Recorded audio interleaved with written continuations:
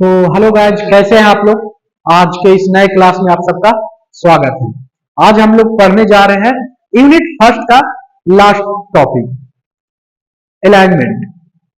तो सबसे पहले डिस्कस जो इस यूनिट का और सारा पहले से ही वीडियो लेक्चर बना हुआ है, उसको अगर नहीं आप लोग देखे हो डायरेक्ट इस वीडियो पे आए तो प्लीज जाके उसको आप देख ले और नोट्स अपना बना ले। अभी इस टॉपिक के बाद हमारा यूनिट नंबर सेकंड शुरू होने वाला है। आज यूनिट फर्स्ट का ये लास्ट लेक्चर है, ठीक है। तो आज हम लोग रोड अलाइनमेंट पढ़ते हैं। What is the road alignment? तो डिफिनीशन यहाँ पे लिखा हुआ है, द पोजीशन और द लेआउट, पोजीशन और the layout of the centre line of the highway on the ground is called road alignment. अब ये इसको समझते हैं कि रोड अलाइनमेंट क्या होता है। अब यहाँ पे लेआउट का मतलब क्या होता है? लेआउट यानी किसी चीज का ब्लूप्रिंट। तो समझिएगा, रोड का रोड का लेआउट जमीन पे फिक्स किया गया हो, जमीन पे फिक्स किया गया हो। फिक्स किया हो रोड का लेआउट, रोड रोड का लेआउट जमीन पे फिक्स किया गया हो। यानी कि अगर आप रोड बना रहे हैं, नया रोड बना रहे हैं और उसको आप सेंटर लाइन को कहां से गुजरना है या कहां से गुजरती है, इस चीज को हम रोड अलाइनमेंट कहते हैं, ठीक है। इसको समझने के लिए दो दो दो भाग में हम इसको बांटते हैं, हॉरिजॉन्टल अलाइनमेंट और वर्टिकल अलाइनमेंट। दो कंपोनेंट है इसका। हॉरिजॉन्टल अलाइनमेंट समझिएगा किसको कहते हैं। जैसे समझ लीजिए आप रोड पे चल रहे हैं या गाड़ी चला रहे हैं, तो जाते जाते आपको बहुत स्ट्रेट रोड दिख रहा हो, स्ट्रेट मतलब सीधा जा रहे खत्म ही नहीं हो रहा, तो ये हो गया स्ट्रेट लाइन माने स्ट्रेट रोड। तो ये हॉरिजेंटल में आ गया। और फिर जाते जाते कहीं पे आपको मोड़ मिल जाए, तो हॉरिजेंटल पाथ पे ही मोड़ मिल जाए आपको, उसमें ना सुलौत हो ना चढ़ाई हो आपकी, ठीक है ना। तो ऐसे को हम हॉरिजेंटल अलाइनमेंट कहते हैं। हॉरिजेंटल समझिए इस तरह से, और वर्टिकल मतलब इस तरह से, इसमें इस रोड में या तो नीचे आए या तो ऊपर चढ़ाए हो। समझ में आ रहा है ना। रोड सीधा जा रहा है, कहीं पे ढुलाव आ गया, कहीं पे चढ़ाव, तो ये जो आपको दिख रहा है ये हॉरिजॉन्टल अलाइनमेंट में हो गया। अब इसी में कहीं मोड़ मिल गया आपको, इसी में हॉरिजॉन्टल में, तो इसको हॉरिजॉन्टल अलाइनमेंट में है। मगर आपको ये ढुलाव और चढ़ाई मिल गया, तो इसको आप वर्टिकल अलाइनमेंट में कहते हैं। जैसे ग्रेडियंट, स्लोप और वर्टिकल कर्व, ये वर्टिकल कर्व है हमारा, ठीक है ना। ये हमारा घुमाव है, स्लोप है, ठीक है ना। तो ये वर्टिकल अलाइनमेंट में आ गया। अब इसको हम समझेंगे, इसका नोट्स पॉइंट अलाइनमेंट का, इसका गोल क्या है। To find most efficient path between two point, मतलब कि दो पॉइंट के बीच में एक अच्छा कुशल रोड हो सके, ठीक है। इसको हम अलाइनमेंट कहते हैं। अब इसको, इसकी आइडियल अलाइनमेंट क्या किसको कहते हैं, इसको हम देखेंगे 5S, ठीक है। इसको हम निकालते हैं तब तक। तो अब हम बात करते हैं आइडियल अलाइनमेंट के बारे में, क्या क्या रिक्वायरमेंट होती है आइडियल रिक्वायरमेंट के में। तो हम बात करते हैं कि किन किन पॉइंटों पे सेटिस्फाई करता है। मेजरली 4 पॉइंट पे आइडियल अलाइनमेंट सेटिस्फाई करता है। पहला हमारा है short, easy, safe, economical. Short मतलब क्या होता है कि दो पॉइंट के बीच में, इन दो पॉइंटों के बीच में क्या डिस्टेंस कम होना चाहिए। शॉर्ट डिस्टेंस के बारे में बता, इस should be shortage distance between two point के, दो पॉइंट के बीच में डिस्टेंस कम हो, शॉर्ट यही। इजी क्या होना चाहिए, इजी, इजी कंस्ट्रक्शन होना चाहिए, इजी व्हीकल ट्रैवल होना चाहिए एंड इजी ग्रेडियंट होना चाहिए, मतलब इजी कंस्ट्रक्ट हो। अब इजी कंस्ट्रक्ट क्या होगा कि आपको मटेरियल अच्छा से मिल जाए, आपको ज्यादा हर चीज में परेशानी ज्यादा ना हो। यहीं पे बटने में देखते होंगे कभी कभी पुल बनना तो बार बार ढह रहा है, तो इजी कंस्ट्रक्ट, या तो वहां पे मैकेनिकल कुछ प्रॉब्लम होगी वहां के सॉइल में, इसके वजह से वो बार बार कोलैप्स कर रहा है, या तो इंजीनियरिंग प्रॉब्लम होगी कुछ, या तो फिर अलग और भी प्रॉब्लम हो सकते हैं। तो इजी कंस्ट्रक्शन होना चाहिए, इजी, वहां से गाड़ी जो ट्रैवल कर रहे हो इजी होना चाहिए, और इजी जो स्लोप आप दे रहे हो वो इजी होना चाहिए। एक रिसेंट कहीं का रोड बना था, और वहां पे कर्व देना था, तो उस रोड को इस तरह से बना दिए थे, इस तरह से। अब बताइए, ये जो 3 लेन आप देख रहे हैं, और यहां से बताइए, यहां से आगे मोड़ना चाहिए, मगर यहां से ऐसे ये तो एक्सीडेंट का चांसेस बढ़ जाता है।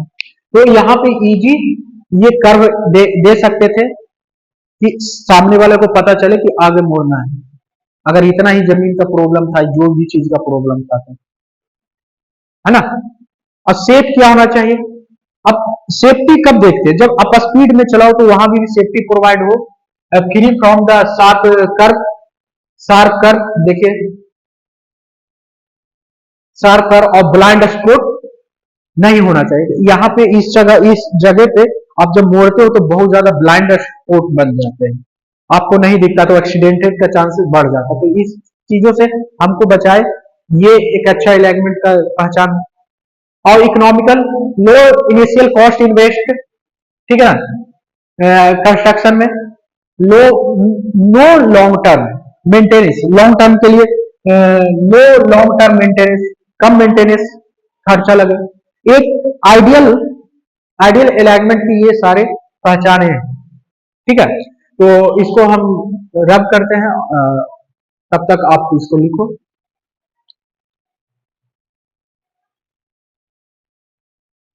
अब हम लोग बात करने वाले हैं factor affecting of road alignment.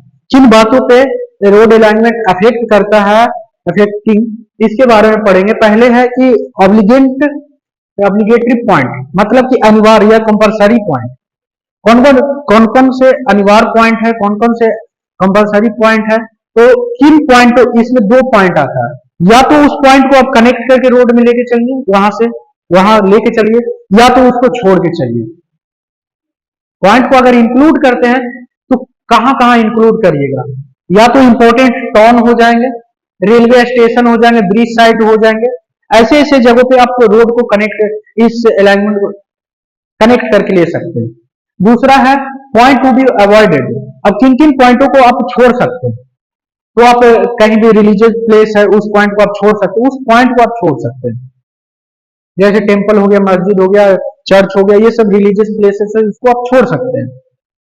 जी, जहां पे कॉस्टली स्ट्रक्चर बना हुआ उसको आप छोड़ सकते हैं। मासी सैंपी लैंड, जहां दलदली मिट्टी है, उसको आप छोड़ सकते हैं, ठीक है ना। या तो रिस्ट्रिक्टेड, गवर्नमेंट के द्वारा पे जो जमीन रिस्ट्रिक्टेड लगाया गया है उसको आप छोड़ सकते हैं। ऐसे ऐसे पॉइंट को आप छोड़ सकते हैं। तो ऑब्लिगेटरी पॉइंट में आप या तो पॉइंट को इंक्लूड कर सकते हैं उस पॉइंट को, या तो छोड़ सकते हैं। अब नेक्स्ट हम देखते हैं, तब तक हम मिटाते हैं, आपको लिखो।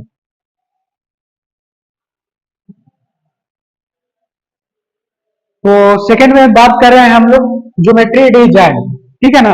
तो इसमें हम रोड को how to shape and shape is physically, ठीक है ना, इसके बारे में बात करेंगे। तो ग्रेडियंट्स किसको कहते हैं? Gradients, road should not be too step on hilly alignment is change to keep the slope gradually. मतलब कि कहने का मतलब है ग्रेडियंट मतलब स्लोप या ढलान या चढ़ान। अगर आपको इस चीज को देना है रोड में, तो आप धीरे धीरे ग्रेजुअली चेंज कर सकते। सडनली चेंज करोगे वो हमेशा एक्सीडेंट का चांसेस बन जाएगा। अगर रेडियस ऑफ कर्व के बारे में बात करें, जैसे देखिए, अगर आपको इस तरह से ढुलाव दे दोगे तो गाड़ी नहीं चल पाएगी इसमें ग्रेडियंट में। अगर इसी चीज को आपको देना है तो थोड़ा इस तरह से आप ऐसे करके दूर तक ले जाइए, इसलिए जब हमारा ये गाड़ी चले तो आराम से आ जा सके। अगर इस वाले में तो गाड़ी चढ़ेगी नहीं, तो फिर रोड बनाने का क्या ही मतलब है। रेडियस रेडियस ऑफ कर्व, अगर आप मोड़ दे रहे हो तो इतना इनफ स्पेस दे दीजिए कि गाड़ी हमारा सेफली टर्न हो सके। Curve must be the wide enough to allow the vehicles to the turn safely design speed, ठीक है ना। साइट डिस्टेंस क्या होता है, the alignment must be allowed to driver see for in ahead to stop safely, मतलब कि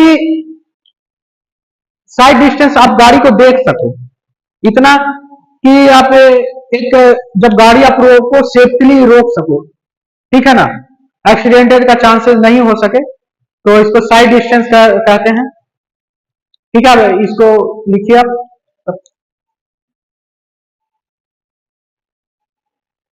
अब बात करते हैं फिजिकल जियोलॉजिकल फीचर्स, मतलब कि जिस जगह पे आप जिस एरिया में रोड बनाने जा रहे हो उस एरिया के नेचुरल कंडीशन क्या क्या है उसके अनुसार हम बात करते हैं, या तो टेरेन सॉइल टाइप क्या होगा, हाइड्रोलॉजी क्या होगा, इस तीनों के बारे में हम डिस्कस करेंगे इसके physical and geological feature.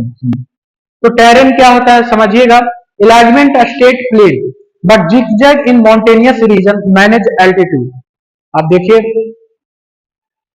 Zigzag path आप लोग सुने होंगे, एल्टीट्यूड अगर स्टेट है तो प्लेन में है, मगर माउंटेनियस रीजन में जिगजैग होता है। समझिए अगर किसी माउंटेन पे आप ऊपर चढ़िएगा या उस एरिया में आप रहिएगा तो या तो जिगजैग पाथ होगा, इस तरह से ऊपर आप जाइएगा, तो कहीं ना कहीं इस एल्टीट्यूड को इसके बारे में हम इसको देखेंगे, टेरेन में देखेंगे। सॉइल टाइप में अगर बात करेंगे तो हमको किन सॉइलों से बच के रहना, पहला हमारा ब्लैक कॉटन सॉइल होगा, फिर लूजी सैंड होगा, because they have a provide weak foundation.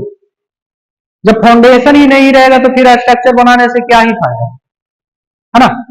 अगर हाइड्रोलॉजी का बात करें तो अलाइनमेंट शुड मिनिमाइज, अगर रिवर है तो इस जगह पे ब्रिजेज और कल्वेटर को हम मिनिमाइज करेंगे रिवर को क्रॉस करने के लिए, ठीक है। अब नेक्स्ट हम देखते हैं, तब तक आप लिखिए मिटाता हूं। अब इसके लास्ट पॉइंट में हम लोग आ गए हैं, इकोनॉमी एंड ट्रैफिक। तो इसमें हम लोग बात करेंगे अर्थ वर्क बैलेंस, ट्रैफिक वॉल्यूम और मेंटेनेंस। तो ये तीनों चीज को हम लोग देखेंगे। अर्थ वर्क क्या होता है कि अगर जहां से आप सॉइल मानी कि सॉइल का मूविंग जितना कम होगा, जहां से आप कटिंग कर रहे हो वहीं पे फील हो सके। The land should be try to balance cutting and filling save money, पहले तो पैसा बचेगा, और ऑन किस पे, मूविंग सॉइल पे, ठीक है ना। कटिंग सॉइल जहां हो रहा है, ज्यादा ऐसा नहीं हो कि कहीं और से ज्यादा कटिंग सॉइल हो, वहां से कटिंग हो और वहीं फील हो, ऐसा कुछ देखिए। मूविंग सॉइल कम होगा तो कॉस्ट बचेगा, ठीक है ना। दूसरा है ट्रैफिक वॉल्यूम, तो ऐसा अलाइन आप फिक्स करो, the road should be align where the most people travel, जहां से ज्यादा पीपुल आप आ जा सके, और ओरिजिन से डेस्टिनेशन फ्लो, इस तरह से आप अलाइन फिक्स करो। मेंटेनेंस क्या होगा, एक वेल अच्छा अलाइनमेंट आपको क्या, road reduce the wear and tear, है ना, रिड्यूस करेगा तो on vehicles and the road surface इससे तो मेंटेन रहेगा। एक अच्छा अलाइनमेंट आपका रोड को सेफ्टी प्रोवाइड करेगा, उस पर आप ना टूटा फूटा रहेगा तो दिक्कत होगा ना। तो ये सब से हमारा मेंटेनेंस यहाँ से होता है। तो अलाइनमेंट के इतने सारे हमने फैक्टर अफेक्टिंग देख लिए हैं। तो इसी के साथ आप लोग का ये पहला यूनिट समाप्त हो चुका है। अगर कोई भी डाउट आए तो कमेंट में जरूर कुछ लिख दे, जो डाउट आ रही है जो, और आपको अभी नेक्स्ट लेक्चर आएंगे, और इसमें चैनल को आप जरूर यहाँ तक देख लिए वीडियो तो सब्सक्राइब जरूर कर दे, बेल आइकन प्रेस कर दे और अपने दोस्तों के साथ शेयर कर दे। और सबको जय हिंद, जय भारत। नेक्स्ट वीडियो के लिए वेट करिए, धन्यवाद।